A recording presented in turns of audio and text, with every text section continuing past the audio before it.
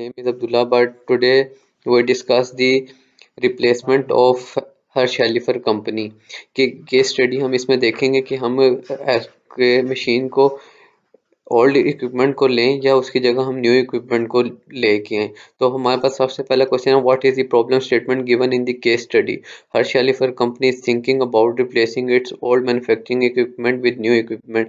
वो कह रहा है कि या तो वो ओल्ड इक्विपमेंट के साथ उसको रिप्लेस कर दे, न्यू इक्विपमेंट ले, they are analysing the cost and benefits. जो उसको कॉस्ट बेनिफिट पड़ेंगे वो हम ये आगे डिस्कस करेंगे। The cost of buying the new equipment, के न्यू इक्विपमेंट की क्या कॉस्ट है, saving from improve production efficiency के, depreciation of the new equipment कितनी है कि मैकर्स यूज कर रहे हैं, स्ट्रेट लाइन यूज कर रहा है। उसके बाद है reduction in inventory due to better process, how this factor effect taxes. This evaluation will help determine if the replacement is financially beneficial. Next question is, what are various investment decisions involved in the project? There are two investment decisions: continue with old equipment या replacing it with new equipment. और अगला है, explain both the new investment and asset disposition decision. Initial investment, immediate cash outflow for new equipment का है 3 लाख रुपए अगर new equipment लाते हैं। Depreciation schedule है कि मैकर्स को फॉलो कर रहा है 5 साल के लिए, डिफरेंट ये नेट पे हमारे पास गिवन होता है। फिर है टोटल डेप्रिसिएशन ईयर 5 ईयर में 94.24% ऑन द इक्विपमेंट कॉस्ट 2,82,720। फिर है tax basis remaining after 5 year के बाद हमारे पास टैक्स बेसिस कितना बचा है 5.76%, 3 लाख रुपए का। इसे मल्टीप्लाई करेंगे तो हमारे पास आ जाएगा $17,280। फिर सेल ऑफ ओल्ड इक्विपमेंट के जब हम 5-6 साल जब खत्म हो रहा होगा तब ओल्ड इक्विपमेंट को सेल करेंगे तो एक्सपेक्टेड सेल प्राइस जो हम एज्यूम करते हैं कि 1 लाख की हमारी बिक जाएगी, जिसकी बुक वैल्यू 17,280 रुपये और गेन ऑन सेल है 1 lakh minus 17,280 is equal to 82,720। फिर है tax stream of gain, since the sale price is higher than the book value the gain of 82,720 is considered the capture depreciation. This is the capture depreciation in tax at the ordinary tax rate of 35%. Ordinary tax rate जो है कि हम यही use करेंगे। Tax outflow है, tax on the recapture depreciation gain 35% of, इसको multiply कर देंगे 82,720 तो हमारे पास आ जाएगा 28,952। फिर नेक्स्ट है हमारे पास एसिड डिस्पोजिशन डिसीजन। इसमें संक कॉस्ट है, संक कॉस्ट जो होती है वो हमारी रेलिवेंट नहीं होती। The 2 lakh cost of the old equipment की कॉस्ट है 2 लाख है और वो संक कॉस्ट है and is not relevant the current analysis, कि हमारे एनालिसिस में ये यूज नहीं होगी। फिर tax related cash flow from disposing of old equipment, tax on sale of old equipment when new equipment is purchase, sale price of old equipment 20,000, tax on the sale 0.30, जो tax ordinary था 35% ऊपर discuss किया वो, उसको multiply करेंगे 20,000 से तो हमारे पास आ जाएगा 70,000 आउटले जो हम इन्वेस्ट करेंगे। फिर tax on sale of old equipment in the 5th year, cell price of old equipment in 5 years 10,000 की वो बिकेगी, 20,000 की शुरू में उसकी प्राइस थी। Tax on the sale of year ordinary rate लगेगा 10 पे तो 35,000 इनफ्लो होगा।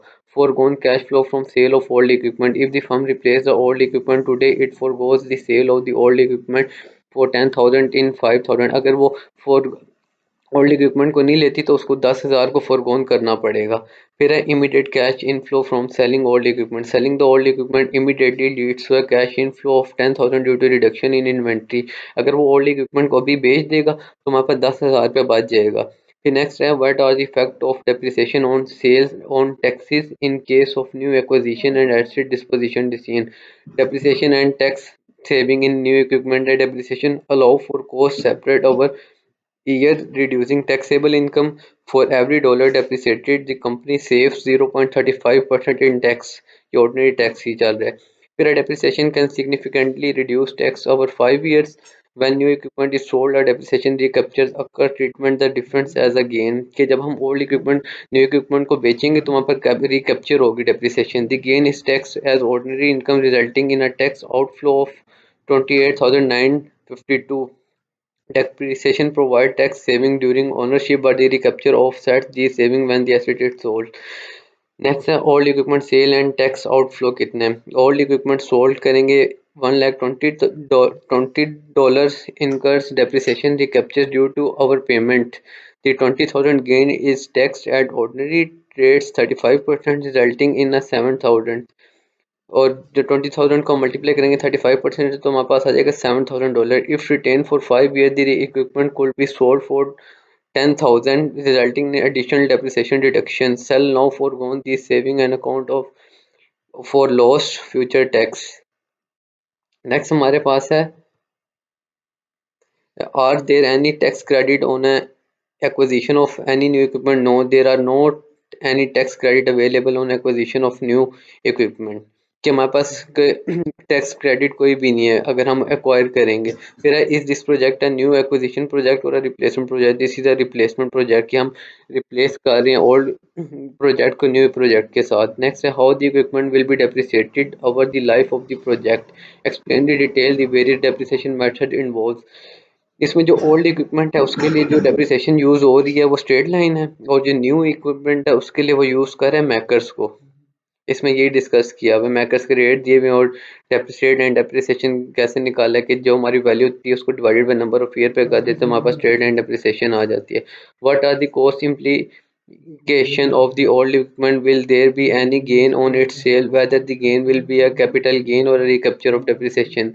The old equipment cost 2 lakh 5 years ago, currently has a tax basis of 1 lakh and has been depreciated on the straight line basis over a 10-year life with no salvage value. The selling price of old equipment after 5 years when the replacing it new equipment, कि जो हमारी old equipment की price थी 2 लाख की, अगर हम वो replace करते हैं उसकी जगह न्यू लाते हैं तो हमारे पे कॉस्ट आएगी 1,20,000 डॉलर. फिर है, by selling the old equipment of 1,20,000 dollar the firm will incur a gain of the selling price less than the tax basis.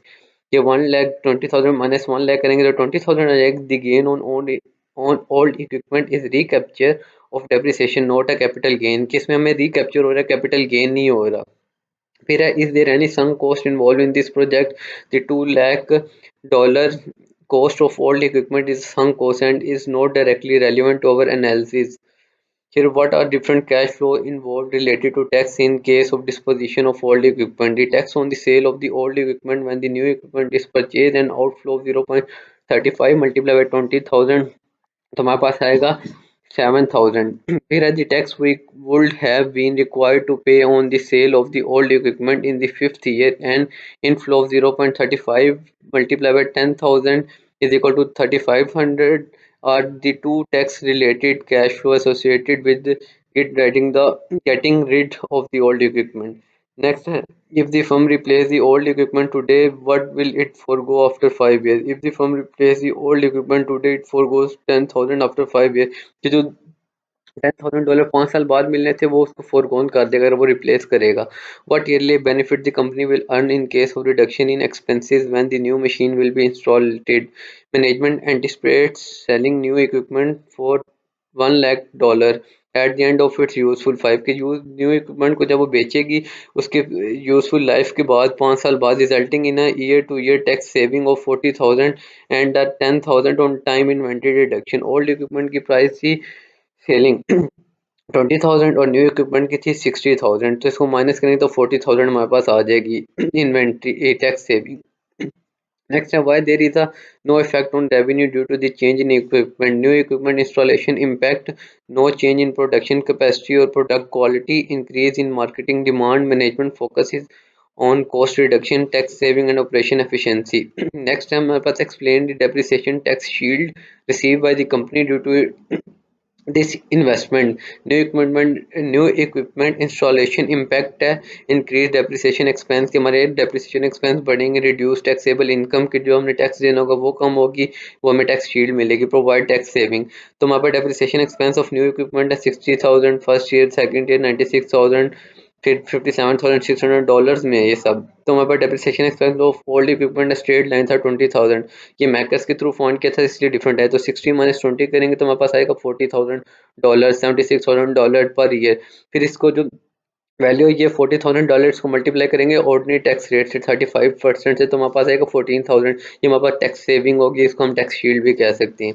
फिर कह रहे हैं how manager particularly make important investment decision. When manager estimate cash flow, they rely on their best guess as to the cost of the asset, the benefits or cost of disposing the assets at the end of the project, sale in each future periods, expense in each future period, tax rate in each future periods, और working capital needs इन सच periodic table. फिर है what are your की learning after reading the case study. Cash flow estimation involves analyzing key elements like sale, expense, tax, and working capital, but it requires judgments to make acquired estimates। ये जो project था इसमें हमने देखा कि हम अगर ओल्ड इक्विपमेंट को रिप्लेस करते हैं न्यू के साथ तो हमारे कितनी कॉस्ट आती है, वो हमें बेनिफिट्स रहेगा या ओल्ड तो हमारे पास न्यू रहेगा।